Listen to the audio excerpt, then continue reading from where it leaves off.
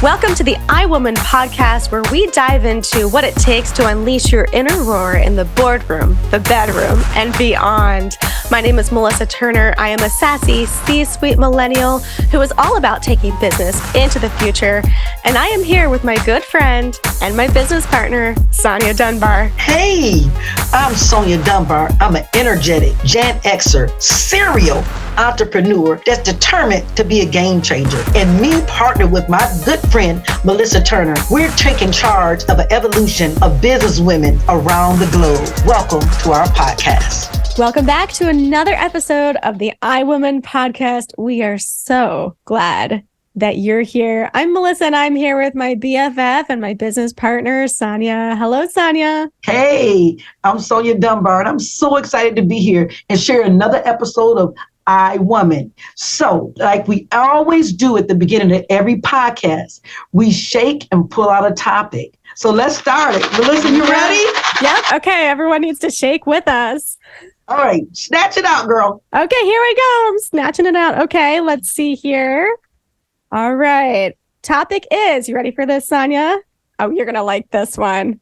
Topic is the bedroom. Ah! Oh, wow. I don't know whether that was a good scream or a bad scream, right?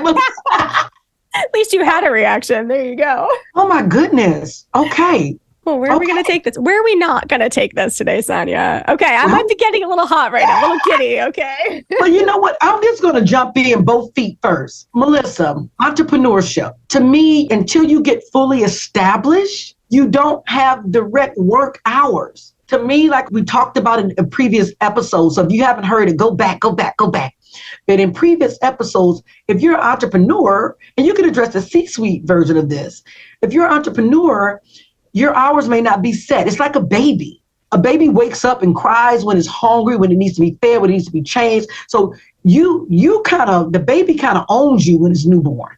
You don't own the baby, right?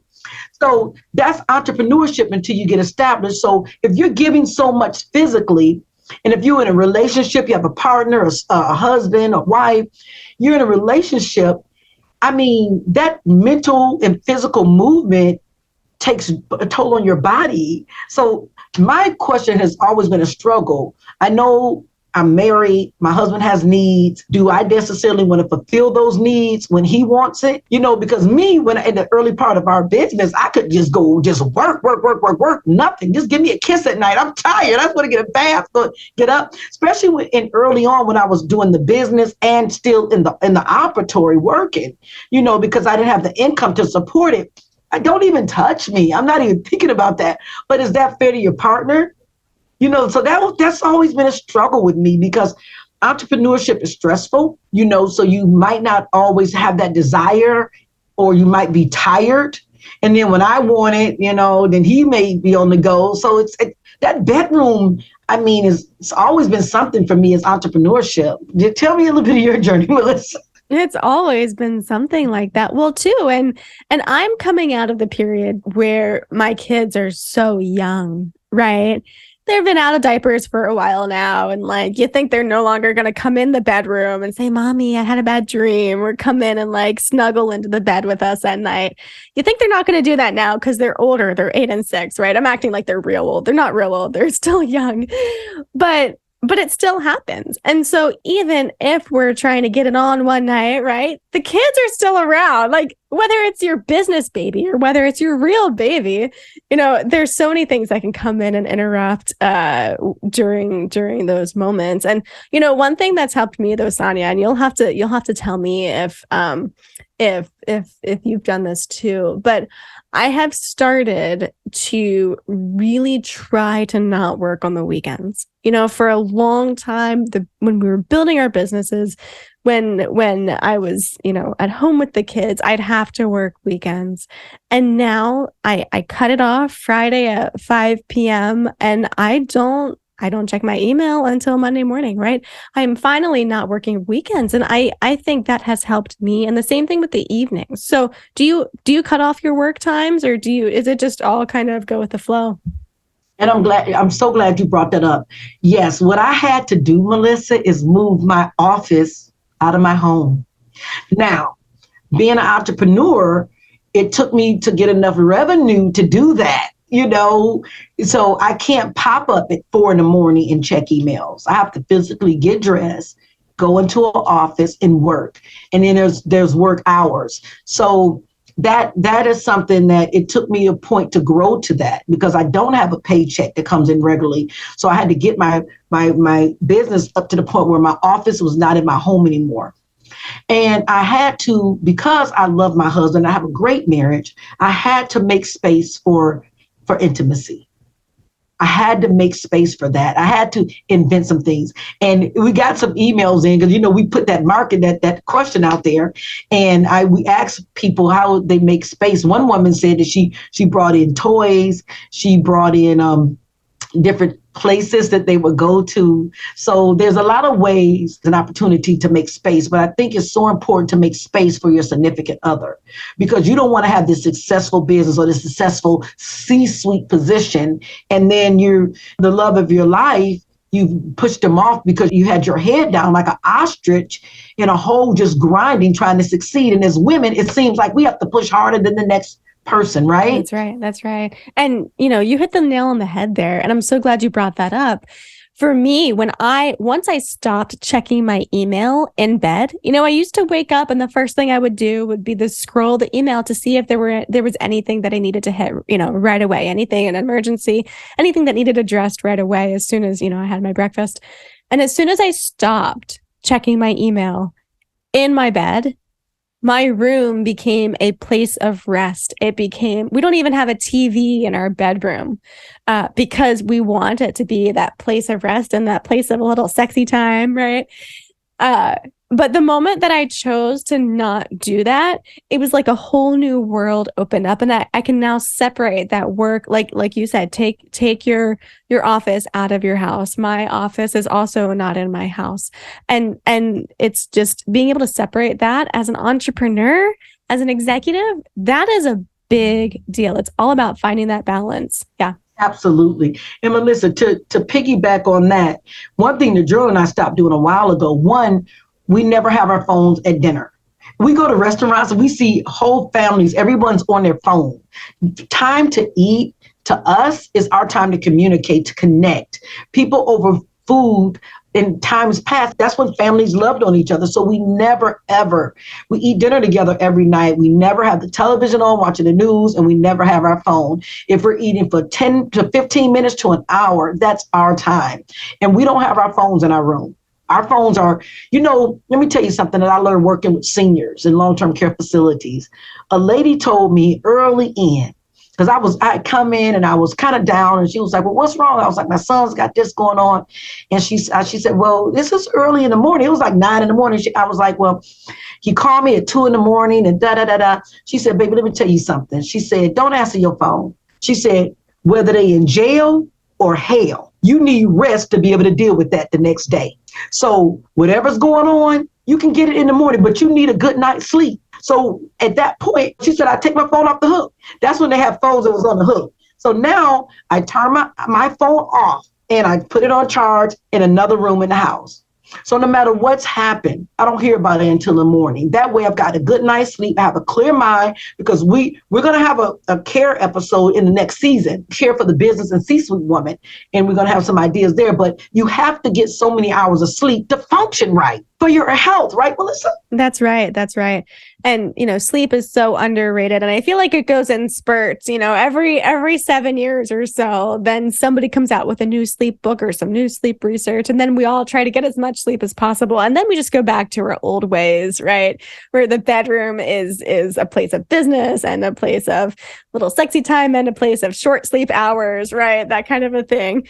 Sonya, tell me this. What are your thoughts to sleeping in a separate room from your partner? Woo, okay. Oh, Melissa, wait a minute. This is a good raffle question, right? There you go. So I'm going to answer it. But ladies, go to our Facebook page. This raffle, we're giving away a sugar scrub by iBox. It's amazing. It's one of my favorites. I have my candle going right now. I do my sugar scrub when I get in the shower every morning. It makes my body feel yummy. So this episode, the bedroom with the scrub, the sexy bedroom, you go to our Facebook page, share your thoughts on sleeping in a separate room than your partner or spouse. If you feel comfortable, what are your ideas on that? And you'll be in a raffle to win the iBox BOXX sugar scrub. Now, Melissa, personally, Gerald wouldn't have it. I've already tried.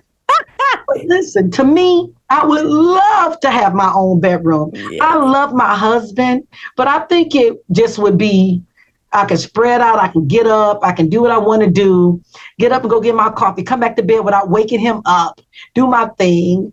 That's my thought. What is yours, Melissa? You know what? I am 100% with you. And I'll tell you this, for a long time in our marriage, we did sleep in separate rooms because it was when the babies were young, right? Oh, yeah. Yeah. One of us would wake up, one night and take care of the infant, the baby, and feed him and rock him and put him back to sleep.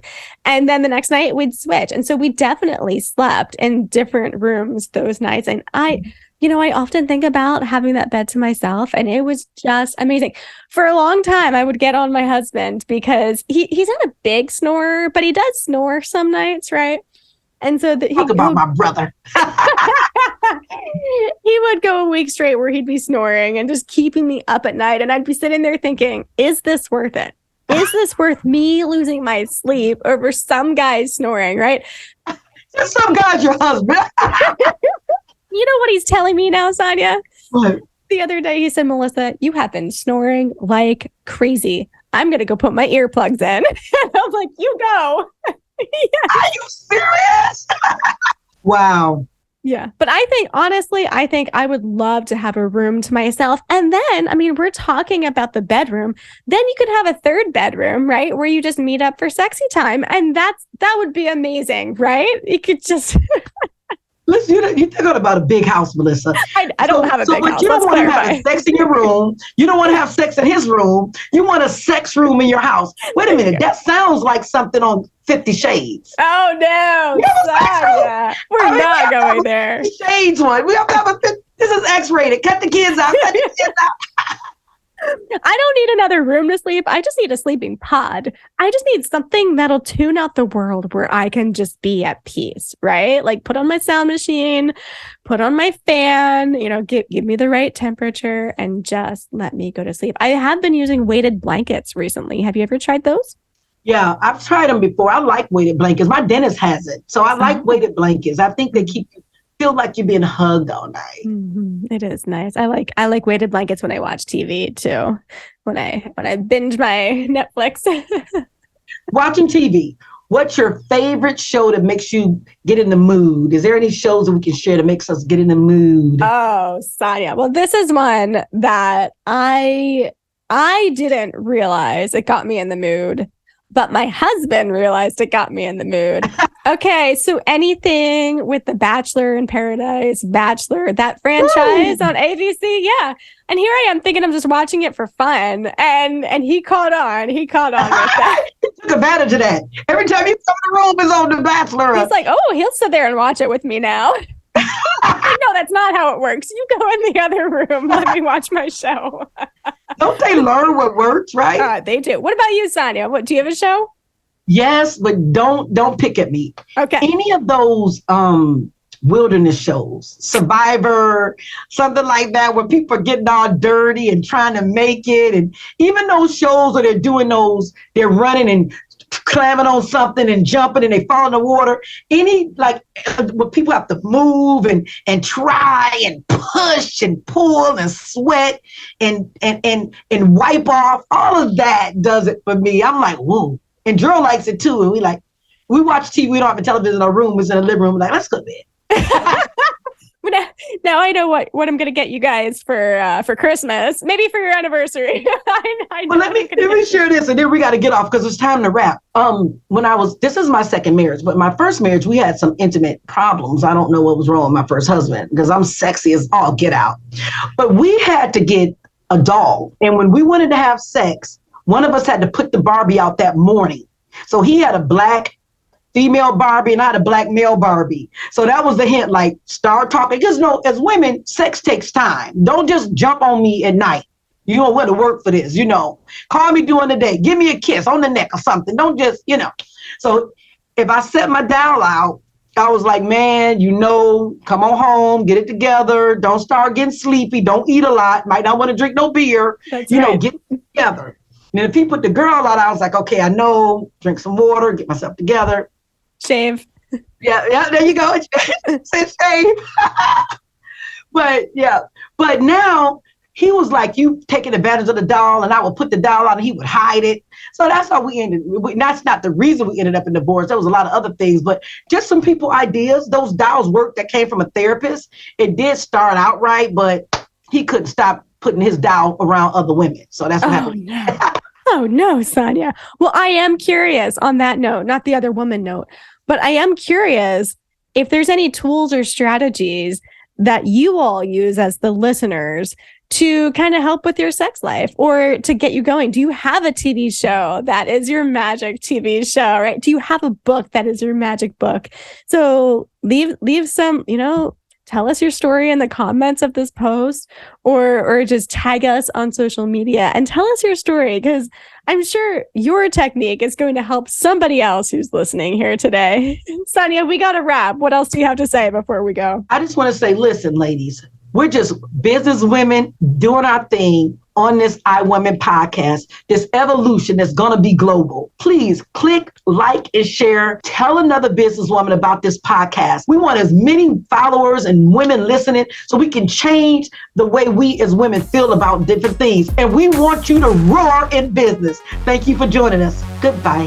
Thank you for listening. We want to take a moment to thank this year's sponsors, and we want to thank you for joining us today and for sharing in this moment. Yes, and please click, like, and share this podcast with other business women that you may know. Thank you from iWomen Podcast.